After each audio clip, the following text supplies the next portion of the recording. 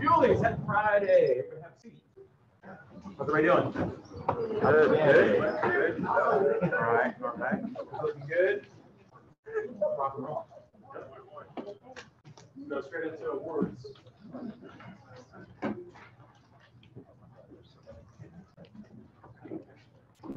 Airman of the quarter, Senior Airman Seth Lewis.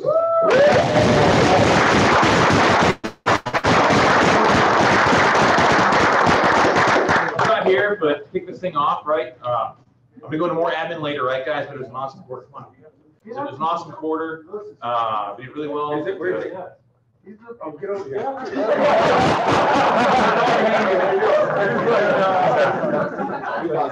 Whatever you do, call your name, shake, salute, say no change. Everyone's like, all right, sure.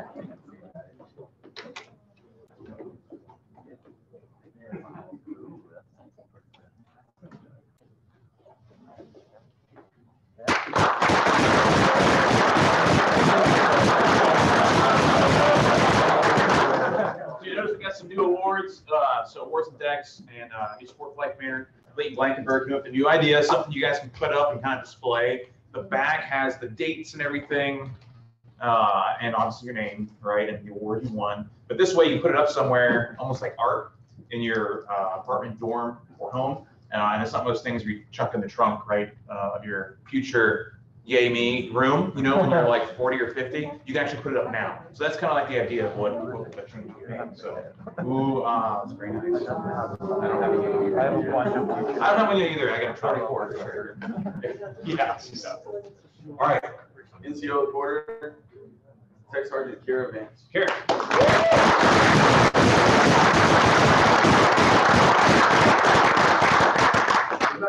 He's fine. All right. Let's go. You take it? I was gonna take it. Yeah, I'll give it. Okay. Yeah. So, four guys, right? So I'll go ROEs. It's been 3 months. So ROEs, right? If member's not here, we'll just platform, right? And they'll come and grab it later. No need for the supervisor to come on up. That way we can get through them all. We have a fairly long all call today. So cool. All right. Senior NCO of the quarter, Master Sergeant Ernesto Hubble. He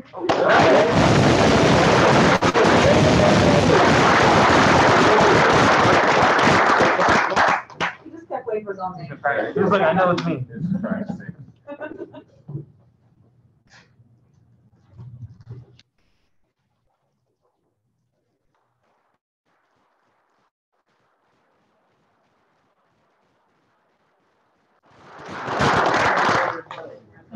Order.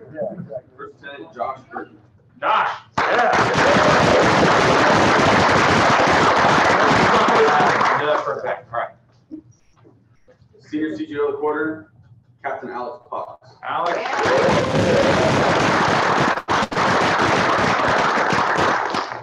FGO of the quarter, Major Jeffrey Archer. Yeah.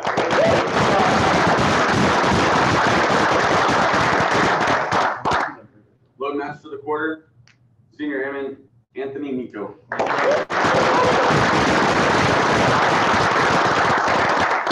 Engineer of the quarter, Tech Sergeant Michael Moline.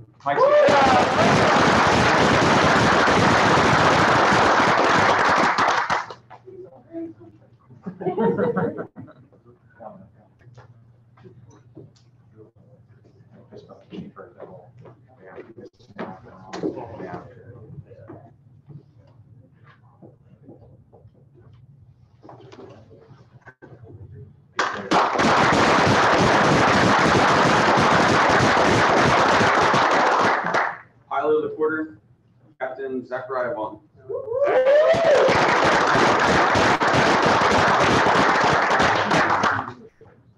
Instructor Engineer of the quarter, Staff Sergeant Robert Cordone.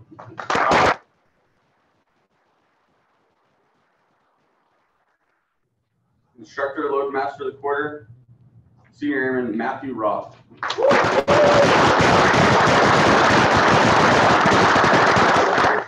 Instructor Pilot of the quarter, Captain Tyler Will.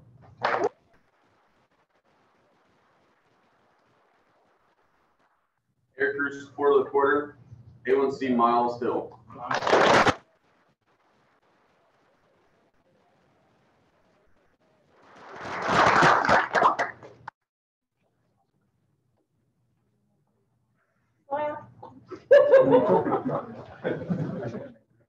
Nice work.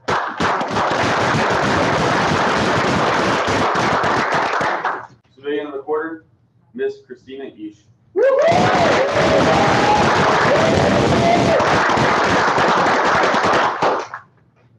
Key spouse of the quarter, Miss Jessica Morgan.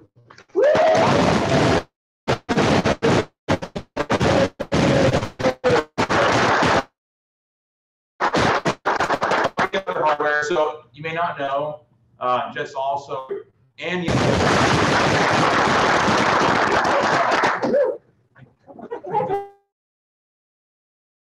We're kind of out of order.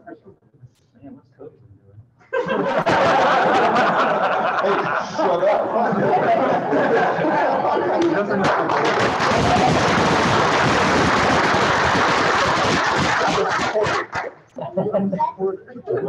Relationship support. Okay, buddy. Team of the quarter, Operations Flight.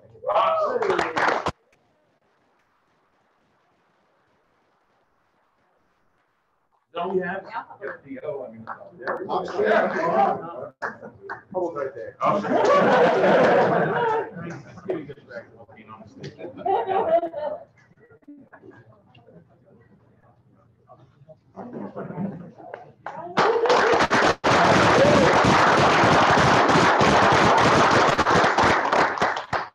Air Crew of the quarter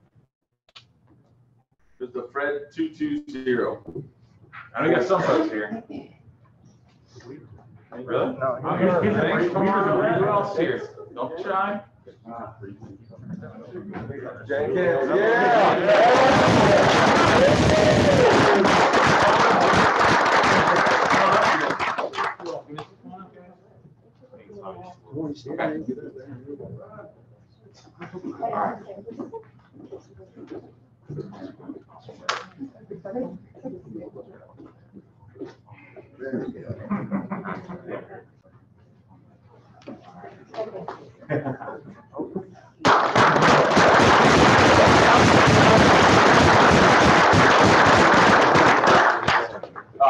I forgot to mention that we had Moline and Nico also went to group level. So one more.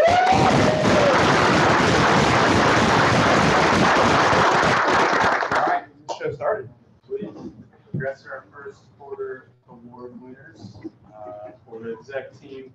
Upcoming squadron events, we have Master Sergeant Select Bonds Promotion Ceremony today at 1200. It's going to be food, refreshments, and good times in the Heritage Room. Major Fernandez is going away, is going to be on Monday at 1200, also in the Heritage Room.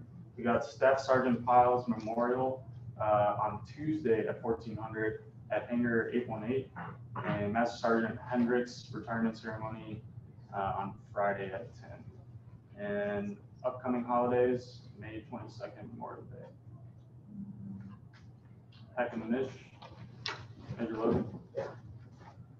All right, good morning, Double Deuce. Morning. Yeah. As you guys can see, not everyone's here today. We're operating at RDAP. In addition, the 312 has been unable to fulfill their requirements. Usually they have one mission on the road, so we're taking that on as well. So looking to go up to RDAP of 5 going into the month of May. Right now we have Stocks crew out. They're scheduled to get back midday today. Blessinger will get back eventually at 3 May. Shrift, so he was alerted on the Bravo. I think the boss is going to talk about that. So he'll be out until 3 May. And Lacey's Bravo also got alerted this morning. So they'll be also heading out to India. Coming up this weekend, we got Shoney and Wilson. And then Flick's mission looks like it's got pushed out a little bit further. Any questions to me? Busy. Yeah, that's all I have. Thanks.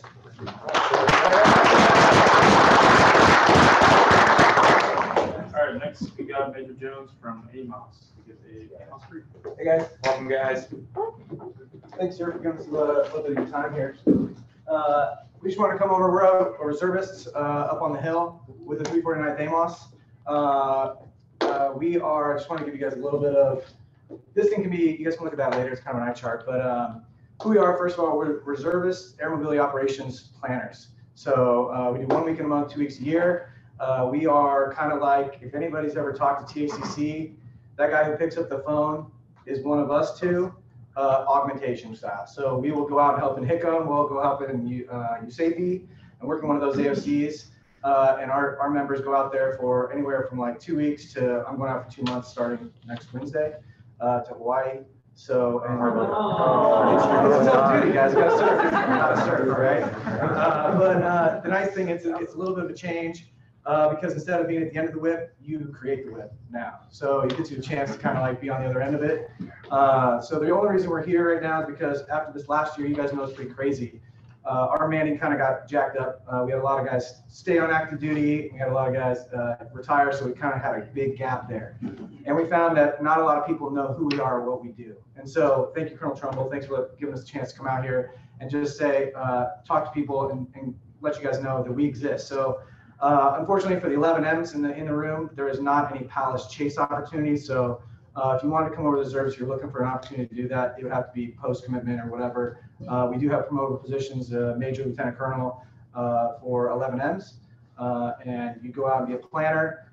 We support GCS exercises all over the world, as well as doing real world stuff. So when I go out next week, I'll be the senior director. I'll be the eyes and ears of the PACAF commander for whatever's flying. So I'm working there's a 24-hour shift.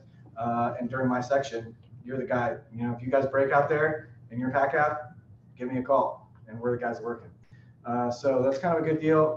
For the enlisted side, we also have enlisted opportunities. I brought Sergeant Richardson. You want to talk about it for a little bit? Hey, I'm Senior Master Sergeant Richardson. I did 19 and a half years on active duty. I'm a C-17 Loadmaster by trade. After flying for 15 years, I went to AMOS with Sergeant Cole. That's where we met. We were there for about a year and a half together. So I spent 4 years in active duty in the AMOS. Liked it so much that there's an opportunity with the 349th AMOS Reserve. So now I'm a full-time AGR over there. And so we've got a couple different opportunities for loadmasters and engineers might be a suitable substitute. And then we've got boom operator slots too. So we've got plenty of vacancies. If you guys want to be an airlift flyer with us, you can attach the 312 and fly, or you can just do the 1 week in a month, 2 weeks a year with us. So like he was talking about, our locations we go to are Ramstein, Hickam, Tyndall, Davis-Monthan, and we stay in hotels and we don't, stay down in the tents and stuff like that. So, I was in the CRW, but we had the good life in the AMOS. So it is a great life, and it's stable. So we're not trying to necessarily recruit, but more of like marketing. is what this is. So a lot of people don't know what the AMOS is. And so that's ultimately why we're here. But it's a great life. Like I moved 15 years and I was like, I don't ever want to leave this until I started having kids. And I realized, hey, this provides me the stability that I really needed for me and my family. And we go great places, stay in the same hotel for 2 weeks, and then bounce. So you know, when you're 20 to 30 and you're flying around, you're like, all I want to do is fly. Eventually, that kind of wears on you, and you'll want more of a stable job like what we have right now here in AMOS. So it's great.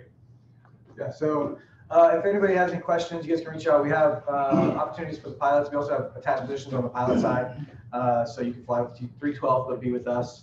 And so it just gives you an opportunity to kind of do something different. You can still fly the Gray Tails, but you'll now be, you know, working at the command level, the operational level. It's kind of nice for me personally. It's been a nice change to do something a little bit different. I fly for United on the outside. I'm going to be a 777 guy here soon, so it's kind of provides a nice balance of life. So I'll take any questions. Does anybody have any questions off the top? Anything I've missed or brought up that anybody's curious about? Nothing. Excellent. If you want to reach out to me, I'm in the global as well. You can Sergeant Cole's got my number. Also, Eric Aguilar was in the 321st AMOS with me for 2 years, so you can reach out to him. You know, he's got my number as well. So, right on. Thanks for having us, guys. I know you guys have a heritage room, so figured you guys have some celebrations going on. Brought us over. If you're drinking this, just think about the reservists and any questions you guys have. Shoot at National Reservist or myself. Okay. I'll give that to you. You guys can hang on to that. And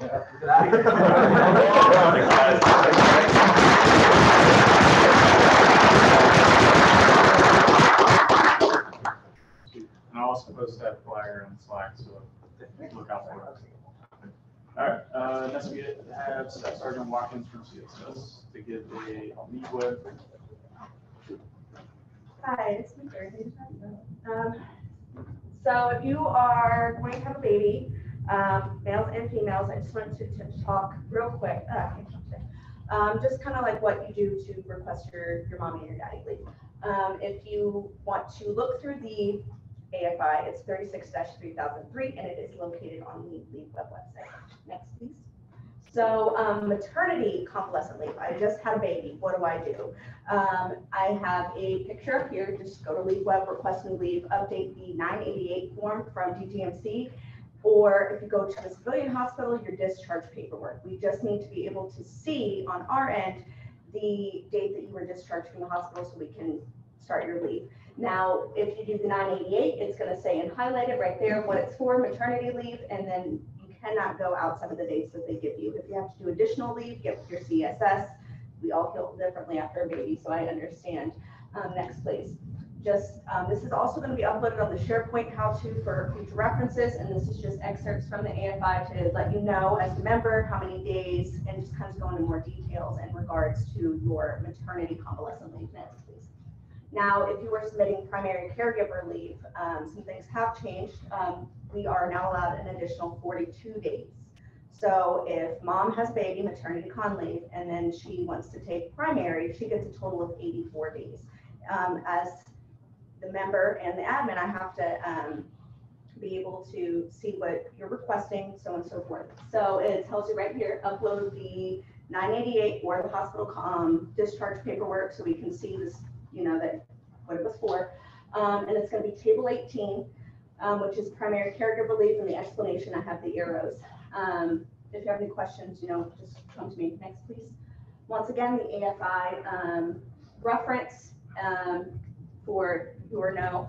I even highlighted it just to give you the example. If you're going to take your convalescent maternity leave and then you want to take your secondary, it has to be back to back. So for that 84 days. Next, please. For secondary, so your secondary leave, you can't request both. It has to be either or. That's going to be 21 days. It's going to be table 19, and the explanation is going to be secondary caregiver leave. And you will upload the discharge paperwork as well for the essay for the CSS. Next, please. Once again, AFI reference. I just love using the AFI. That way there's no miscommunication, and it's pretty out there already. Next, please. This is going to tell you in the AFI, this is the table that we use to determine who has primary, who has secondary caregiver leave, the dates, and it kind of goes into a little excerpt of details. Next, please. Now, leave, I've had a few questions. I've had people say, hey, I just put my leave in, can you approve it for me? That's not how leave works. It's actually kind of a little more steps. You know, you can't just request it and make it approved quickly. So it has to go to the member who requests the leave, the supervisor and or the commander concurs it, right? For this specific type of leave, the commander is going to approve it, say, okay, Governor Snuffy's good to go. As your CSS, we are going to say, okay, we're going to issue you an authorization. You return from your leave, and then the supervisor approves the return. I just wanted to clear up some things because, like I said, I've had a few people come to my office. Hey, I just put my leave in. Can you put it in? No, it has to go through the proper chains first. So, does anyone have any questions about baby leave? Okay, awesome. Thank you. If you have any questions, just email the work box. Thank you. Thanks, Dave.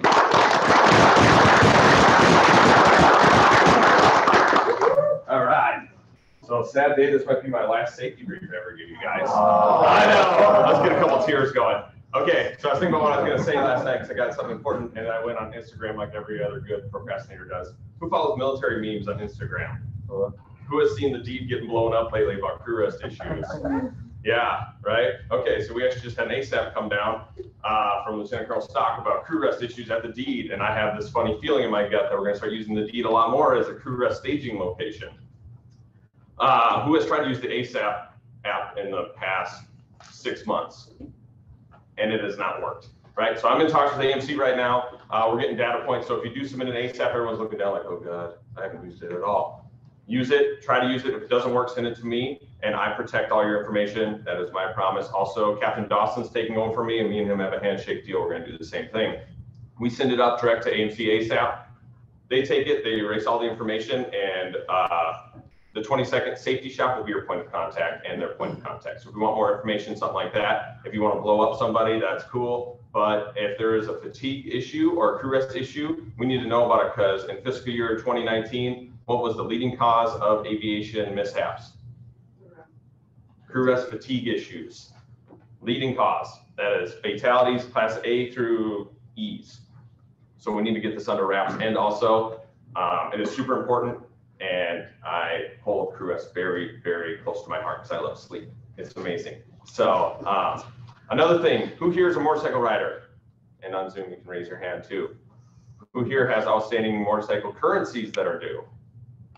No one wants to raise their hand? Nobody? Nobody? Okay, Sears, are you here? Yeah, I see you. Okay, Sears is your man. We need to get this up to date. It's been highlighted up at the wing now. The boss just had a staff meeting about it. I just got a phone call from Wing Safety last Friday saying, hey, we are going to start coming through all of your stuff and start scrubbing it. This is in light of certain events, but also because it has been an uptick in the past 2 years of motorcycle incidents.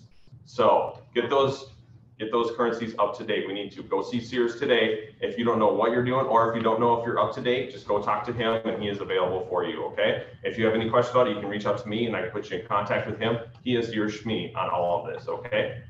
Any questions? I was gonna have everybody who rides stick around after the call. Perfect, stick around, sweet. On that, be safe. All right, good morning, Bill Deuce. Yeah, hey, just to clear up some confusion, right? Senior Richardson from the AMOS kept saying Sergeant Cole. I think the reservist dude's kind of going through his head, but he was talking about me. I do have his personal info. So if you have any questions on it and you want to get a hold of the senior, just let me know. I got his personal number. So, all right. So as far as today goes, kind of playing the cheerleader piece, right? Pushing stuff out for base activities going on. So the Shirt Council is opening up registration for our 11th annual Travis Air Force Base Gold Star Ruck March. If you've been here longer than a year, you've heard of the Ruck March before. So this is an annual event that we put on, very important, right? Because all the proceeds for the Ruckers go straight to the Northern California Gold Star Mother Association, right? And we actually rucked in memory of about 175 fallen heroes last year, and we're getting ready to present the check to them next month for about $6 grand that we raised. So very important to the First Sergeant Council. I'm going to go ahead and print out a bunch of these flyers too, get them around the unit. It has a QR code. You can ruck virtually by yourself. We can get a crew together, a group, a team, however we want to do it. We can talk through it, but registration opens up on 1 May, and the ruck's going to be 1 to 30 June. So let me know if you're interested on that. And yeah, I'm going to put the flyers in the student rooms and up at the ops desk too. So, all right, second, right? So got the flyer up here for the kickball tournament going on. So this is actually part of the Travis Air Force Base Olympics that is going to take place on 15 May. The Dorm Council, and this is actually getting headed up wing event by our own A1C Ezekiel Smith, right? He's the VP of the Dorm Council. He is heading this up, and we're just trying to get the word out to everyone. There's going to be events such as kickball tournament, 3-on-3 basketball tournament over by the dorms, potato sack races. They're going to have 100-yard dashes, everything. But the big push for this is the kickball tournament, right? Because Ezekiel Smith really wants to try to put together a solid team here in the unit and go out and win the tournament, because they're going to have trophies for every event, and then they're going to have a big giant trophy for the wing winner for the Olympics. So get with him or get with me if you're interested in putting this team together, because obviously this is kind of on a short suspense, seeing that the actual day of these tournaments are on 15 May. And he's not here today, but he's also going to speak to this next week also at Alcohol. And yeah, that's all I got. Thanks, Captain Morgan, for the safety brief. Very important stuff. And yeah, please stay safe this weekend, and we'll see you Monday.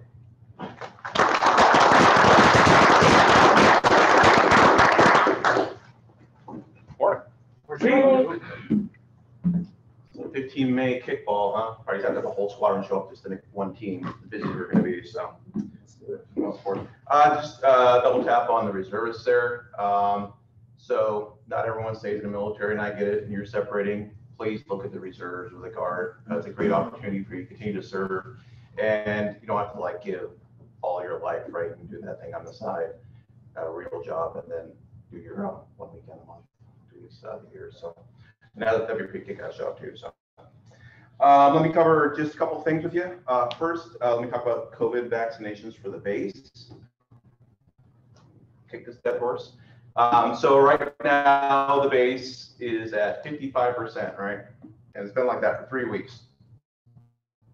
And they have vaccination. Chief Schultz is, we're not directing you to take the shot, but know that we'd have to be over 75% before Colonel Simmons even considers like mass reduction or anything like that. So it's basically on us. If you haven't got the shot, if you want to get the shot, be a team player. But that's where we're at. And more importantly, Spang Gollum is in the process of putting out a new policy that if you come in and you're vaccinated, you have basically free reign to walk around the base. And all the Yukon bases are shortly behind them. So if you want freedom in Europe, the shot is in your best interest. So. All right, and one more thing, a little lengthy. Who's been on the portal recently? Just the main page. Awesome. All right. So at the very top, if you ever read those little like sliding like little headers at the top, the one up there, developing enlisted leaders for tomorrow's wars. So this is actually a joint document created by the senior enlisted advisor, Chairman Joint Chiefs of Staff, the SEAC, right, with all the senior enlisted advisors. So we're talking like, you know, Chief Bass and the Army and US. So they got together, and what they're basically, it's a vision paper about taking EPME, right, and just taking it and remolding it for a joint and putting it back out with just a joint aspect view. All right. So changing from enlisted professional military education to an outcomes-based military education, and transitioning to enlisted joint professional military education to combat near-peer advisories and what will be joint environments. So we see also in the past for PME has changed, right? And it'd be like just like little, we're changing the curriculum a little bit here, a little bit that in this whatever services. This isn't that. They're taking EPME from all the services and basically combining it, pulling out what they need to do to produce enlisted leaders that can perform in joint environments. So it's a 5-page document, right? And I highly encourage my senior NCOs and senior CGOs and FGOs to read this.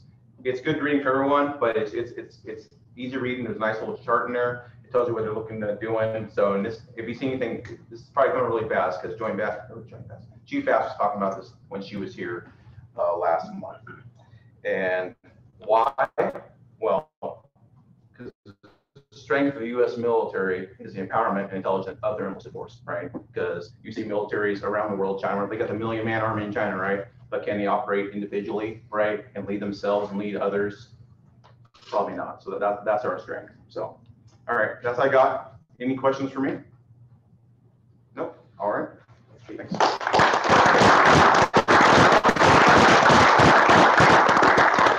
Next, we got a video.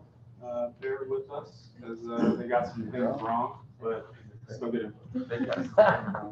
Military planes with much needed equipment and supplies is expected to leave Travis Air Force Base today. KTV's Tom Bakar joins us now live from the base there in Fairfield after talking with officials about the mission. Tom? Well, Travis is the home of the 60th Air Military Airlift Wing. It's very important because this is some of the most expensive and some of the most critical equipment that the military has, because it can be used in war to carry people, soldiers, and military gear. But it's just as often used for humanitarian purposes. Now, let's take a look out here. This is the aircraft that has the white truck by it that will be leaving for India momentarily. It could leave almost at any time. As long as the truck's there, it will not. But this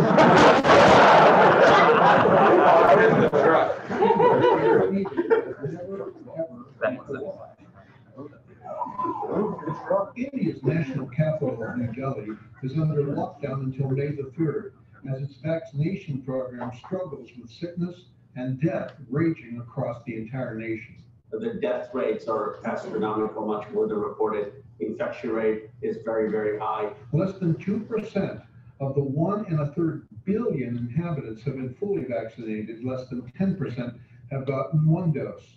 The U.S. is responding big time, and Travis Air Force Base in Solano County will be a key player. We are working to deploy resources and supplies, including therapeutics, rapid testing kits, ventilators, PPE, and raw materials that are needed to manufacture vaccines in India. I am pleased that the president is sending PPE. That's the most important thing. It's going to be oxygen, the PPE there, helping the medical systems.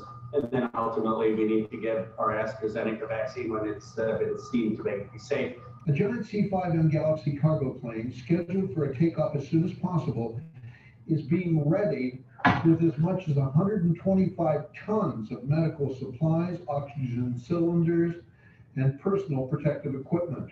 It's 7,700 miles from Travis Air Force Base to New Delhi, a 16-hour nonstop flight where the cargo will be delivered. Though the C-5's range is just short of that, it can refuel in midair and make the trip nonstop. Time is super critical. The COVID outbreak is so critical that at one point, one of their major hospitals, which was a 240-bed hospital, was 40 minutes away from running out of oxygen for the patients. Anytime we have a major outbreak, it increases the variants. All it takes is one of those variants to defeat our vaccine. So it's in our interest to make sure that we're limiting the amount of variants that will emerge. And if we limit outbreaks, that limits variants.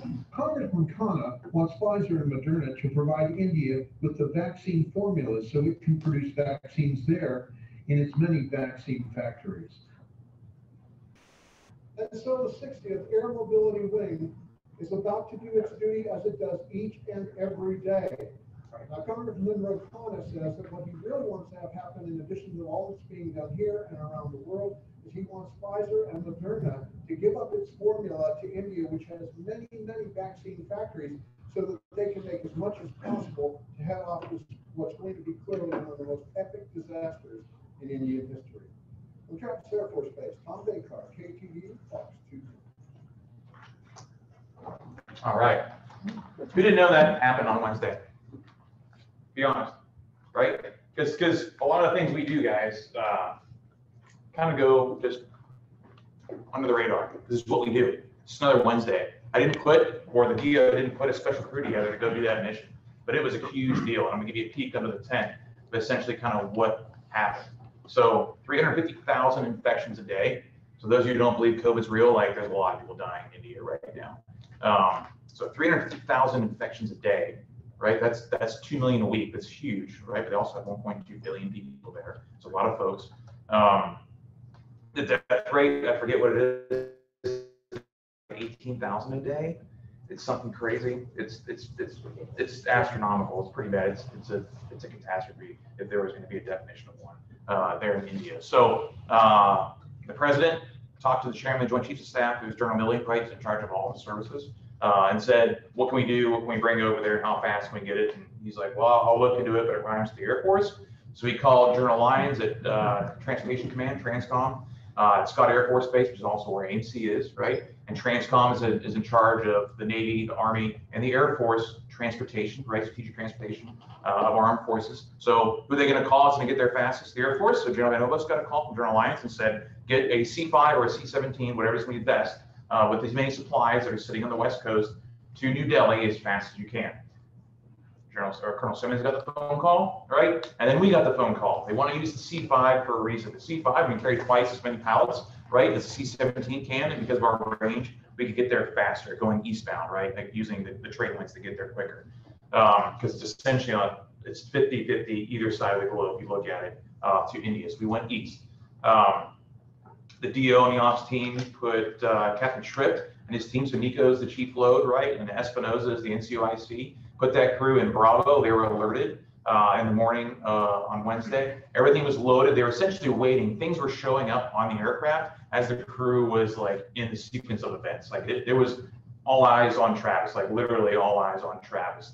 What else happened that Wednesday was the President of the United States gave his State of the Union, essentially, right, his address.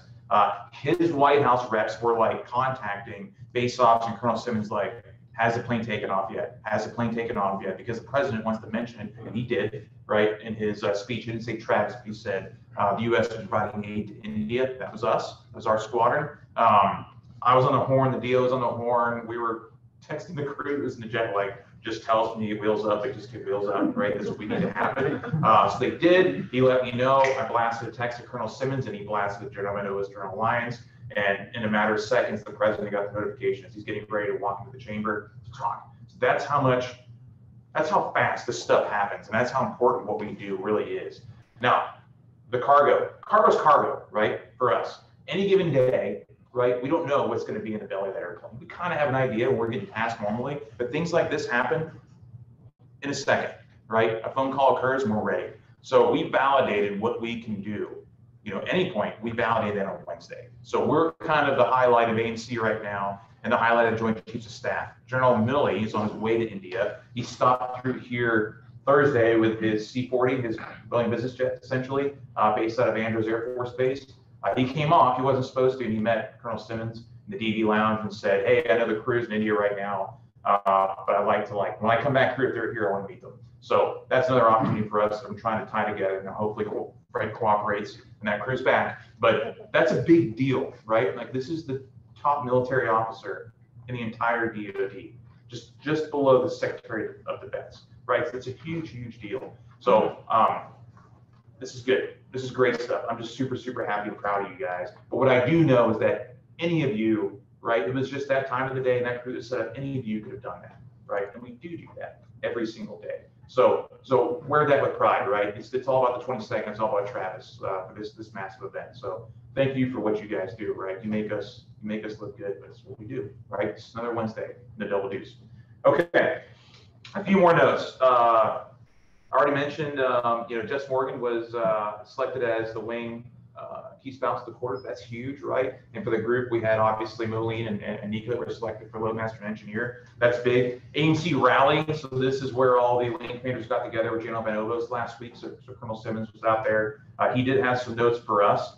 I want to give a shout out. So Travis was again recognized by General Van Ovos to be the top wing for diversity and inclusion. So we had Lieutenant Weaver, Lieutenant Park, Sergeant Valdez that are kind of our reps for the squadron, and also a group with Lieutenant Weaver. The plan they put together with the wing went up as the top plan for all of AMC. And General Van Ovos was like, whatever you guys are doing and what all you have planned is awesome. Keep doing it. So we got a lot of kudos from General Van Ovos.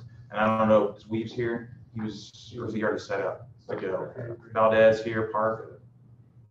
Anyhow, if you see them, give them a pat on the back. They've been working hard, and all that hard work's been recognized, right? We do a lot of things inside the Double Deuce.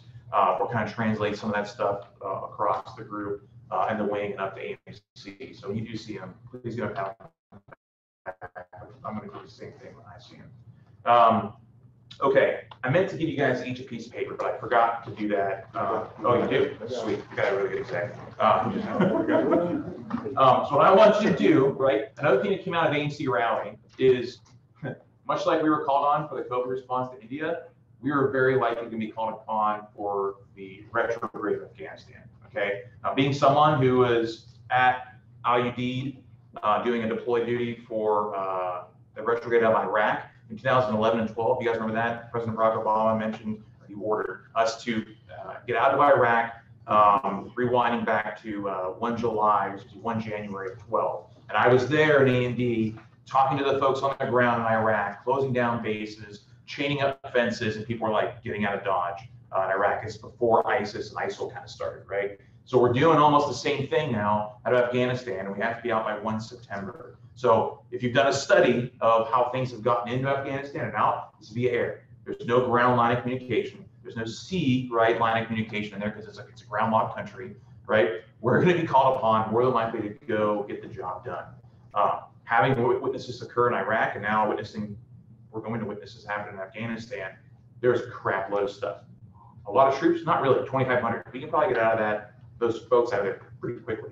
What we don't want to do is leave a bunch of stuff that someone else could move in, right? If you look at the neighbors, we've got Iran to the west, right? To the east, you've got Russia and Pakistan to the north. Like there's a lot of folks that aren't, super, super friendly with the U.S., mainly Iran and Russia, that are just kind of like, they're waiting until we get out of there, right? And they can roll in and do some more bad influential stuff.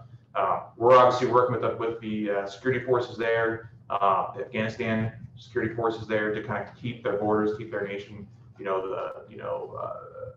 the sanctity of what Afghanistan is now will be left kind of intact. But I don't know. I can't tell the future. What I do know is we're going to get called upon, right? And it's going to be intra-theater lift, which is not normally what we do. Intra-theater means small ops. So it's probably going to be out of Kuwait, the Deed, right? Or Emirates, UAE, by Dubai is probably what we're going to be going in and out of. I don't know if it's going to be a full stage. I don't know if it's going to be a first ever type deployment for the C5.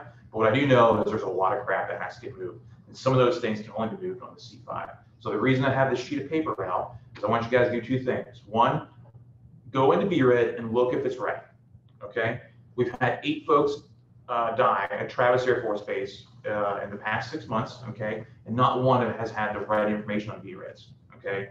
We've had like ex-spouses on there that weren't supposed to be on there that got everything, you know what I mean, when the member passed away. There was nobody on there in some cases. There was bad addresses and things like that. I'm not trying to be morbid here, right, with you guys. What I'm telling you is that we're going to get called upon. It can be next week. It can be next month. What I don't want is us scrambling, okay? Much like our mission to India, we were ready, okay? But that was one crew out of about, I'm not going to say how many I can kick out because that's classified of this organization, but of several more that we could move, that we may need to move with like 3 or 4 aircraft. Because of those 3 or 4 aircraft we move, we're going to triple up crews so that jet never stops, okay? And if you've noticed, what other things have moved into the air responsibility, like B-52s and B-1s, fighter units, in addition to what's already there, and then you're asking yourself, well, why we're leaving? It's because those other people that are watching us leave are waiting to kick us on the way out, essentially. Launch little covert attacks, other things are going to be happening as we're trying to leave there. So the risk, if you think it's going down, the risk is going to go up for our crews leaving Bagram and Kandahar, okay? Some of the crews that are a little older in the room are, the heads going up and down, like they know this. The younger folks in the room, I want you to understand that, right? As historically, as we leave places, right? Historically in the U.S. military, different covert bad things kind of occur because they know we're not going to turn around and come back. So they're going to kick us while we're leaving, all right? So write down, update your VRED. So each and every one of you in this room and on Zoom are going to go in. Today, if you're here, or by end of next Friday, if you're not here on Zoom, you're probably on leave or on post-mission, you're going to go into VRED, just check it, okay? If it's been over a year since you've signed and updated, sign and update it, okay? But I want you to make sure it's all legit. Number 2, I want you guys to write down, this is optional, because I can't order you to go get a will, but getting a will on the civilian side is between like 500, and you go up from there to get a will. Okay, I've got a living will, right? My wife does as well. I got to update mine because it's 11 years old. I got my dad removed because he passed away last year. So go to JA, and we're going to get that pushed out on Slack. So Judge Advocates up on Legal on the Hill. They can do it for free because you're a military member. Okay. I don't care if you are SARM, support, loadmaster, engineer, pilot. I want you guys to look into that. I can't order you to do it, but it's free. Okay. I'm going to get mine redone. All right. And again, I'm not trying to scare you, so people were hurt or whatever, but I'm just being real that we're going to probably get called upon to do some serious business moving in and out of Afghanistan. Now think about it. If we do go in there, and if we get like 60-day deployment or 30-day orders, you're going to hop on a jet with a crew that's operating. You'll probably be deadheading out with another crew. You're going to land at Kuwait, Hadid, or Dubai, and you're going to essentially do a stage in and out of there. So every day it's going to look like you leaving that location, going up to Pipper in Afghanistan, uploading with all that war readiness materials, coming back, dropping it off, going to bed. And then you're doing either an ERCC, maybe an ERO, and the other crew's waiting for you. And as soon as you get off, you're like, high five, dude, the jet's doing great. Watch yourself in Kandahar. We had some hits on NWS. And we're like, oh shit, okay, like, yeah, but the jet's fine. Okay, here we go. And you get on, take off, go to the same thing again, come back, next crew's waiting. Boom, get on the jet, offload it, go do it again. Like, you see how fast and how risky it could potentially be. I want you to kind of get in that mindset. We've been training for this, okay? That it was the talk of AMC rally with General Van Novos and all the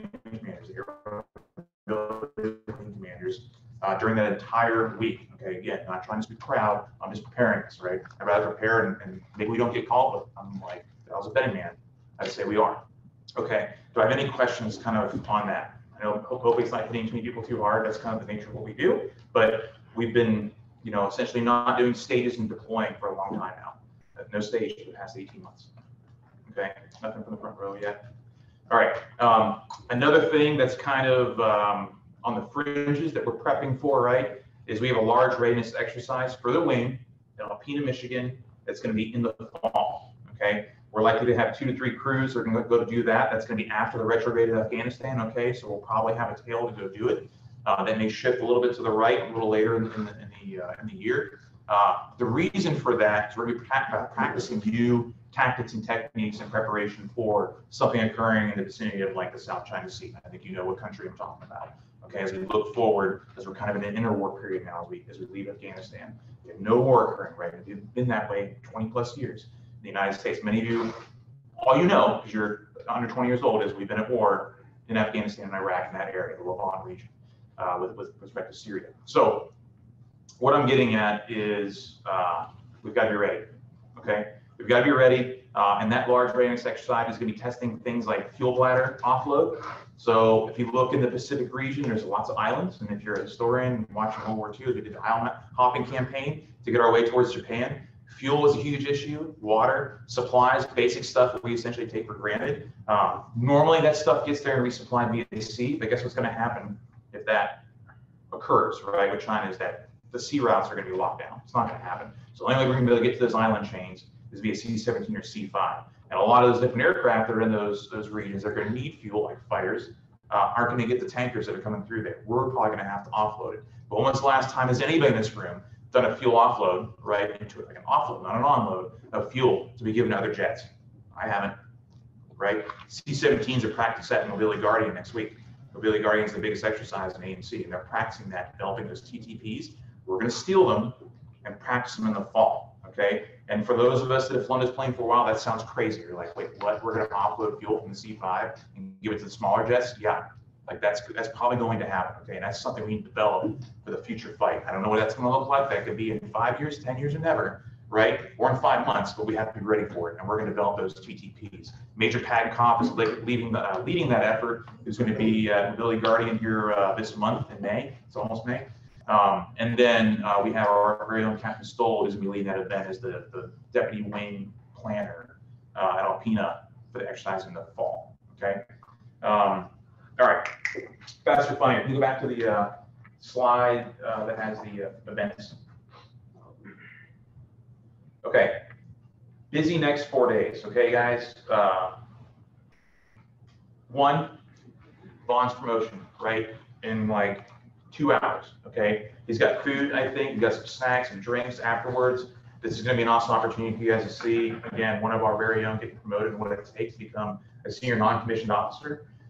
Major Fernandez, he has done so much for this organization when he showed up as a captain, right? Like 4.5 years ago now, and he's leaving. I'm not gonna get into where he's going just yet, because he's part of the going away, but that's a mandatory formation on Monday at 12. It'll be in here, okay? We'll be transferring the keys to Major Russell Logan.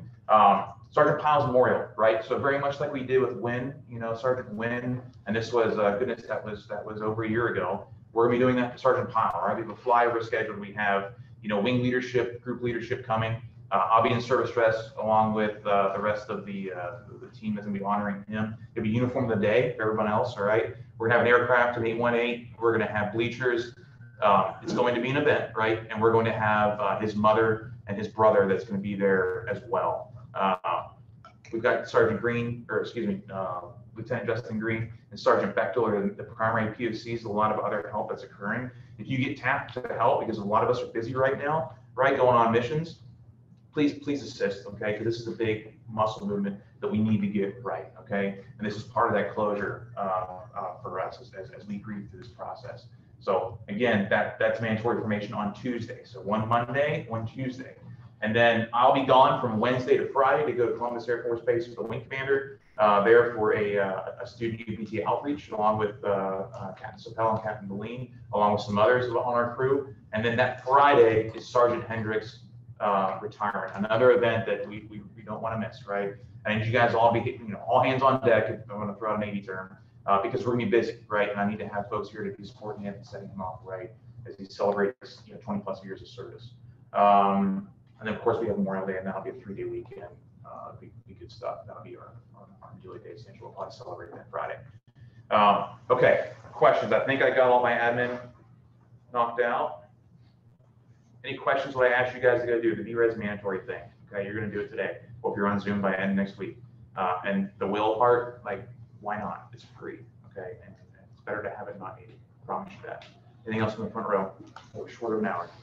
I'll just reiterate, the will is not for you, right? Yep. It's all for your loved ones. Anybody that's seen someone pass in their family, it's just so much easier, like, hey, here's what you wanted done, here's what you want it done. And it just flows out nicely rather than, you know, people bickering over little things. So they can focus on it. So, yeah. Okay, thanks, Chief. Theo, we're good? Yeah, one thing to add to that too, go ahead and just check your IMR too, right? Any immunizations, labs you may have coming up. It's an easy kill too for readiness. Yeah, if we get deployed, guys, it's going to be a SHIT show. What I mean by that is our immunizations that a lot of times we just kind of let slip because we're enablers. We don't have to get it. When you deploy, like, where's my readiness team in the house? Like Corey, readiness team's in the back. Like, you guys know, right? When you're deploying folks, what are they doing for like half a day? They're at immunizations getting pricked, right? So let's get ready to go deploy. If we deploy as a unit, it's going to get crazy for a while, right? As we develop these crews and get over there. So if you're like way bad on immunizations, like I have to go over there and get, I think, 2 or 3 shots, get it done, okay? Otherwise, it'll be a mess. Again, not trying to spook the herd with kind of what we're looking at this summer, but the nation's going to call us. I'm telling you right now, it's going to happen. I saw it a decade ago when I was in IUD. It's going to happen to us again, right? They can't not talk to us because we carry twice as much as C-17, right? And we can do it without carrying fuel. We'll tanker fuel all the way in and back out. Anything else around the room? Yes, very serious. That's BTS stuff, if you don't mind. DTS stuff, yep. And then you're also going to have the motorcycle rider stay behind. Good.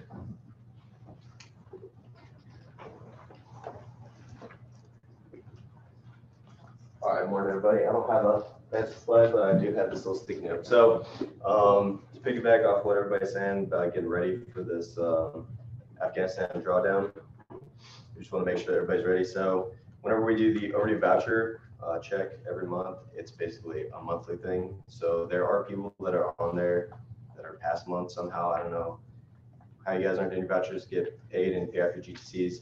But the last thing we want is whenever you do get called upon to go on deployment or stage, you want to make sure that your GTC is ready to go and you're fully deployable. So by the end of the day, we're going to be checking it too and getting a list of everybody. So just make sure you guys go in there and check and see if you guys have any vouchers that haven't been completed.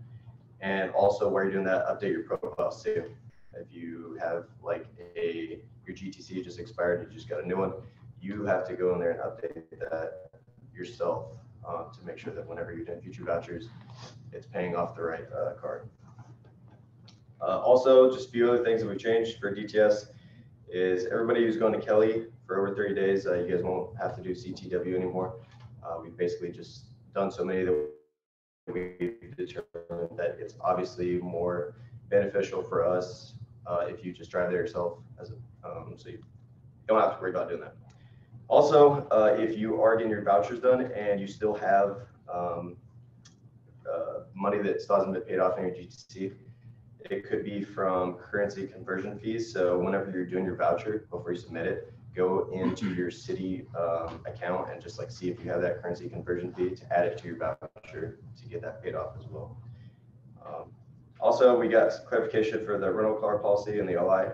So basically $1,500 for the entire mission. If you have like super extenuating circumstances where you broke somewhere and the AC deems it necessary to rent vehicles, the TTPs for that is going to be basically contact DTS via Slack. Somebody will call them and get like, you know, the situation. We'll get approved by commander and then we'll move forward from there. Last thing is for the NCOICs of crews, engineers and loads. So we're kind of, we're new to this whole thing with the mission iPads. And we're trying to do some CPI on a constant product improvement. So every crew in NCOIC is kind of doing it differently now. Some people are doing it where they're doing all the receipts and like labeling names and doing it that way. And sometimes we get just like an entire PDF and it's all together, and it makes it really hard for DTS we basically have to save every PDF receipt. So if you guys think about it, whoever's like been around for a while, you all used to have to do your own vouchers. We're basically doing all y'all's vouchers for you, and all you have to do is go in there and click submit, add text or whatever. So in order to make it easier on us, and we're going to be putting out a product for this that hopefully can go on the mission iPads of like an easier way to do it. That way it's standardized. But what we're either looking for is to have everybody's receipts by the location and then put everybody's receipts in there, or just make a folder for every individual person and then put every individual person's receipts in there. And the best method, or the most preferred method that we like to see is using Genius Scan on the mission iPads, because sometimes people are just taking pictures and the lighting is weird and we can't see the person's name. So Genius Scan kind of takes the guesswork out of it, because it'll only take a picture if it's a good picture of the receipt.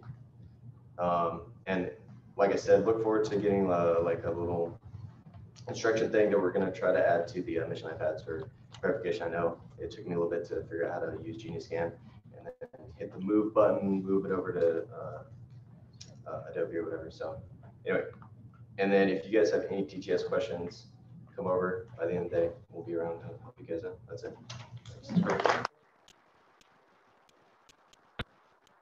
When can we expect the quick how-to guide that you're going to push out for us to make that? Hopefully by the end of the month. End of the month.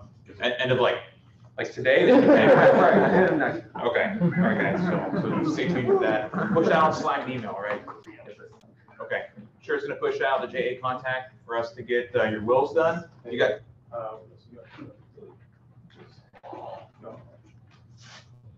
Today? I thought you were here next week. Nobody Yeah, told you're me. not here next week. Okay. Nobody told me. Billy Hafker, get on up here. We had a. Nobody told me. Okay. Billy, get up here. I'm sorry, man. I thought we had it next week. So, Billy Hafker, right, guys? If you don't know, Billy, he is, I think, the longest tenure co-pilot. Sorry, Keemer is a co-pilot. Longest tenure pilot we've had in this organization for like, I don't know how long. So what's going to be? It's going to be like 4 years, 11 months when I got out here. So almost 5 years. Almost 5 years. So if the engineers and load masters in the room, you're like, whatever, I'll get like 11. You know what I mean? But for the pilots, that's huge, right? He was also the one to kind of break the mold on when we brought, co-pilots in from UPT. Typically, they would make aircraft commander, and then we would PCS, right? That's kind of like a 3.5 year paradigm. But there's very, very few that are good enough to be a first assignment instructor pilot. And that was part of a culture in the C5 that was like, we're almost standoffish on a pilot's, cadre. We're like, no, I don't know, because they're not quite old enough yet. They haven't seen enough. Are we sure? Billy kind of broke that mold because he was that good. He is that good, right? Those of you who've flown with him, he's without peer, as a first assignment instructor here in the C5. He's going to Dover Air Force Base. They just got a house right in Middleton, right? So sold their house here. So sweet timing there too, right? 2015 to 2021, I'm watching the housing prices take effect. But that was really good. So got a house in Middleton. They're going to head up there with the rest of the folks we sent, over there. So the lots of the world, Colonel Kramer's going to be heading there real soon. Captain Jan's going to be following you in about a month. So we are seated, Dover with a lot of the awesomeness from Travis. And it was Miss Billy, seeing him around. And the double deuce, everything he's touched, whether it was in tactics or scheduling, ops training. Now that he's up at wing training, he's been moving a lot of the stuff we've been trying to get taken to fruition in the C5 community and getting it done. And he's going to keep that momentum moving over there at Dover. So we do have your tail facts, but I'm going to give it to you after this.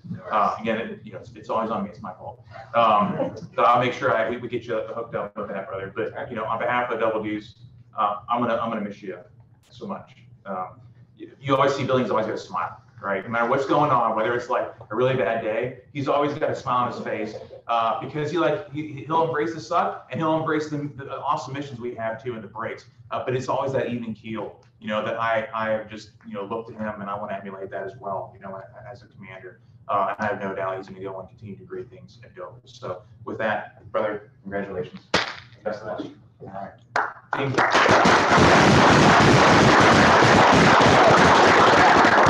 Okay. Can we get a photo real quick? Yeah. And you got a speech. And you got to say something. Absolutely. All right.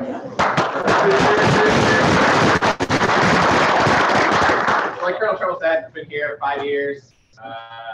There are actually two pilots that have been here longer than me, Adam Smith and Captain Harmon. Both been here longer than me. But everyone else that I knew when I moved here, in terms of pilots, is gone, which is a huge change. I'm sure a lot of you guys see it when you show up. You see all these instructors in your respective crew positions. Like, these guys know everything. That's how I felt when I showed up. And I'd like, not that I like to think people think of that of me now, but it's, I try and do what I can to meet that expectation because I had that expectation of my instructors when I showed up. But it's great doing all the normal missions, but the ones that we hit on like today, like this India thing, when you see what you're doing on the news, it really makes you realize how big of a part of like this worldwide operation we are. Unfortunately, I missed all of them because I was at trainings and stuff, but we had the Puerto Rico hurricane, Tyndall Air Force Base when it got hit by the hurricane. I was at SOS, so I just got to watch it from 4 miles away. But those are those special, or not special, but unique opportunities that will probably stick with you for the rest of your life. And you get to see, like today, like we're on, it was also on CNN, bigger news that what we were doing was going to India. So like I said, going to Dover, staying in the community. Maybe I'll see you guys in Kuwait or Madrid when we're doing this retrograde out of Afghanistan.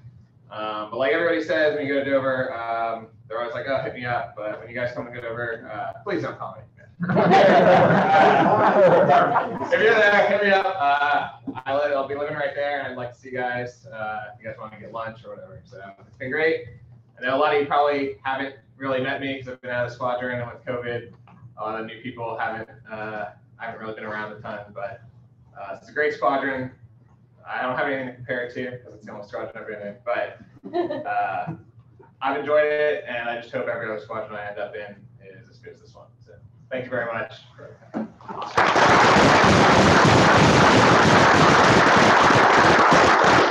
right, guys, 12 o'clock. You got 2 hours. We have some CT plan and some other things. So get up for Bond's promotion. With that, you guys carry on. Have a great Friday.